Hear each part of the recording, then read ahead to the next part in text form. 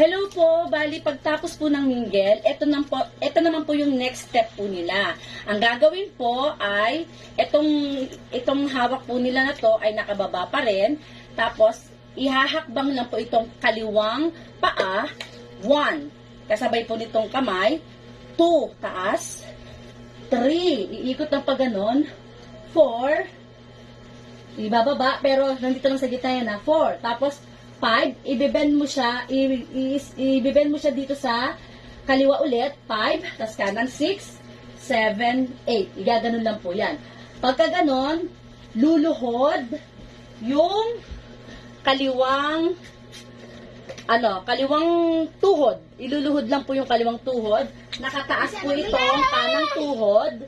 Tapos, eto pong stick nila, ibababa na dito sa tabi ng kaliwang tuhod po nila. Paki-practice po sila ha, ganun po ang gagawin. Tapos, pag nagawa po nila yon, ang unang gagawa po kasi nun ay yung 1 and 2 na lane. So, ang count po nun is 1, 2, 3, 4, 5, 6, 7, 8. Bababa. Sunod na yung 3 and 4 na lane ay 1, 2, 3, 4, 5, 6, 7, 8. Baba. Sunod naman po na gagawa nun ay yung 5 and 6 na lane. 1, 2, 3, 4, 5, 6, 7, 8. Baba.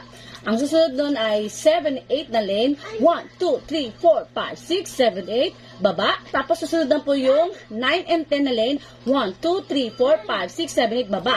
Yung mga stick nandun po nakababa. Dapat. Bibitawan po nila ha. Pakipractice po sila.